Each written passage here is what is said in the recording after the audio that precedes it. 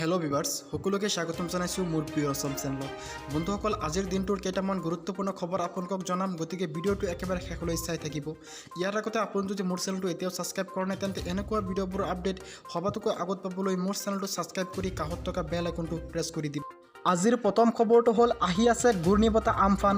অসমৰ কোন জিলাত জাৰি কৰা হৈছে সতৰ্কবাণী?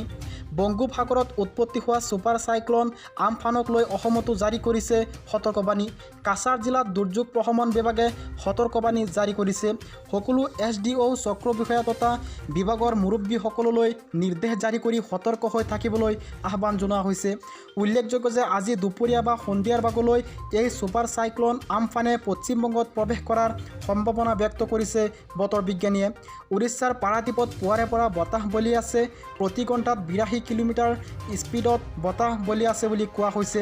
প্ৰতি ঘণ্টাত 180 কিলোমিটাৰ স্পীডত আগবঢ়া ছুপাৰ চাইক্লন আমফানৰ প্ৰতি লক্ষ্য ৰাখি পশ্চিমবংগ আৰু উৰিষ্যাৰ কিছু এলেকা খালী কৰোৱা হৈছে। আমফানৰ প্ৰতি লক্ষ্য ৰাখি পশ্চিমবংগত হাই এলাৰ্ট জাৰি কৰা হৈছে। যিকোনো ধৰণৰ জৰুৰীকালীন পৰিস্থিতিৰ বাবে উৰিষ্যা আৰু পশ্চিমবংগত NDRFৰ 40টা দল নিয়োগ কৰা হৈছে। বতৰ বিজ্ঞান বিভাগে পশ্চিমবংগৰ বাবে অৰেঞ্জ এলাৰ্ট জাৰি কৰিছে আৰু কলকাতা, হুগলী, হাওৰা, দক্ষিণ আৰু উত্তৰ 24 পৰগনা আৰু পূব মিদনাপুৰ জিলাত বৃহৎ ক্ষতিৰ আশংকা কৰা হৈছে। আজিৰ দ্বিতীয় খবৰটো হ'ল, NRCৰ প্ৰাক্তন ৰাজ্যিক সমন্বয়ক প্ৰতীক্ষা জেলাৰ বিৰুদ্ধে CBIত গোচৰ। ৰাষ্ট্ৰীয় নাগৰিকপঞ্জীৰ নামত 35 কোটি টকা আত্মসাৎ কৰাৰ অভিযোগ প্ৰাক্তন ৰাজ্যিক সমন্বয়ক প্ৰতীক্ষা জেলাৰ বিৰুদ্ধে।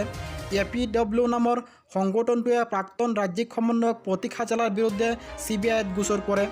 NRCৰ দুৰ্নীতিৰ তদন্ত কৰাত গৃহ বিভাগৰ সদিচ্ছাৰ অভাৱৰো অভিযোগ সংগঠনটোৰ।